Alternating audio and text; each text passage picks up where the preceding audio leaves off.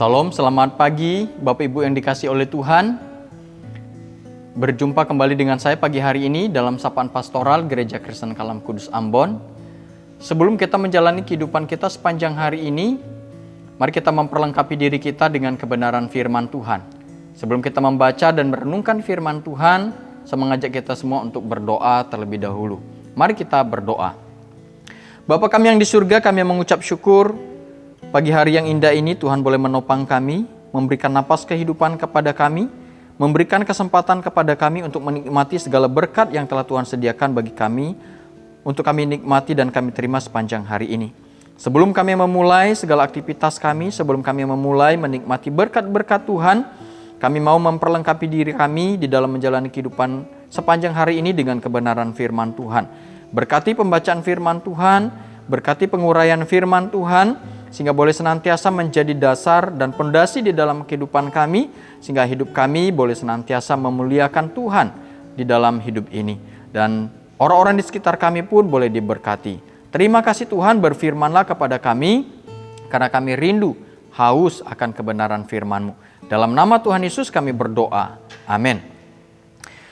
Bapak Ibu yang dikasihi oleh Tuhan, mari kita membuka Alkitab kita pada pagi hari ini yang terambil dari 1 Tawarik pasal 21, nanti Bapak Ibu membacanya dari ayat 1 sampai yang ke-30. Tetapi pagi hari ini saya akan membacakan ayat 1 dan 2 dan ayat yang ke-7 saja. Demikian firman Tuhan.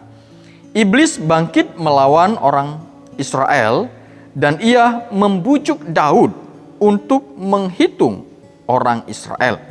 Lalu berkatalah Daud kepada Yoab dan kepada para pemuka rakyat, "Pergilah, hitunglah orang Israel dari Berseba sampai Dan, dan bawalah hasilnya kepadaku, supaya aku tahu jumlah mereka." Ayat yang ke-7, demikian firman Tuhan.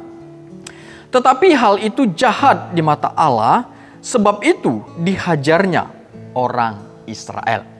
Bapak Ibu yang dikasihi oleh Tuhan, di ayat yang pertama dikatakan iblis bangkit melawan orang Israel dan ia membujuk Daud untuk menghitung orang Israel.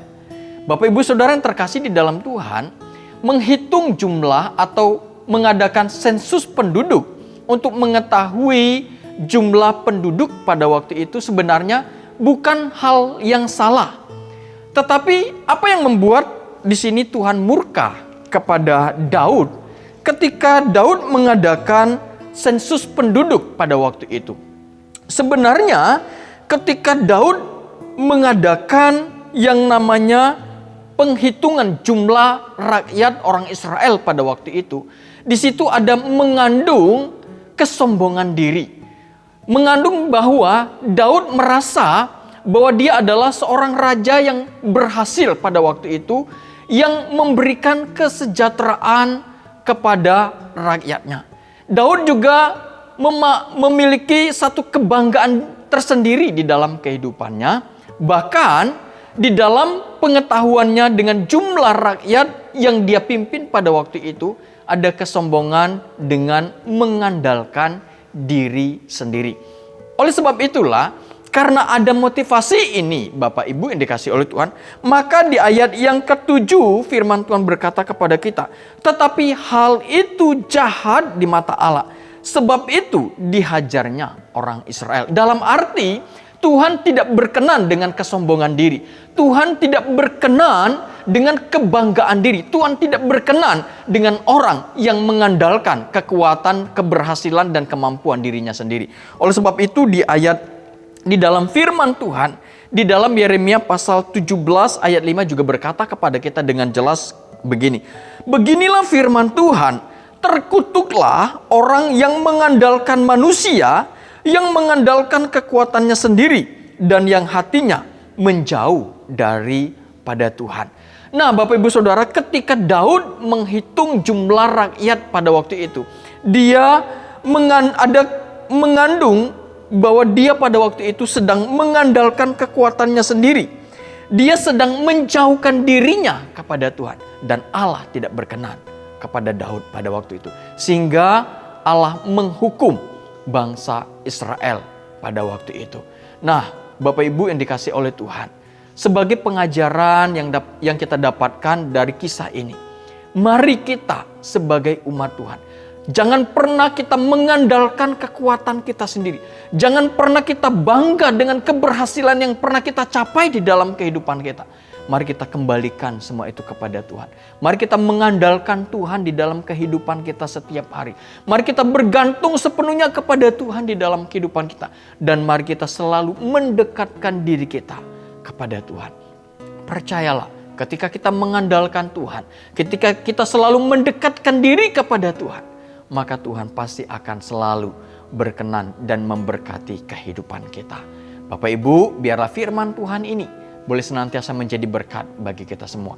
Mari kita berdoa. Bapa kami yang di surga, kami mengucap syukur buat firman Tuhan mengajar kepada kami, supaya kami tidak bangga dengan keberadaan kami, supaya kami tidak sombong di dalam kehidupan kami. Tetapi firman Tuhan hari ini mengajar kepada kami, supaya kami selalu merendahkan diri kami di hadapan Tuhan, supaya kami selalu mendekatkan diri kami kepada Tuhan. Dan kami percaya ketika kami mengandalkan Tuhan, ketika kami merendahkan diri kami di hadapan Tuhan, ketika kami selalu mendekatkan diri kepada Tuhan, maka Tuhan akan selalu berserta dengan kami. Maka Tuhan akan selalu memberkati kehidupan kami. Oleh sebab itu Tuhan, di dalam kehidupan kami sepanjang hari ini, ajar kami untuk bergantung kepada Tuhan. Ajar kami untuk mengandalkan Tuhan. Dan berkati kami di dalam kehidupan kami. Berkati kami dalam kesehatan. Berkati kami dalam keluarga. Berkati kami di dalam pekerjaan kami. Di dalam nama Tuhan Yesus, kami telah berdoa dan mengucap syukur. Amin. Salam, selamat pagi. Tuhan Yesus memberkati kita semua. Amin.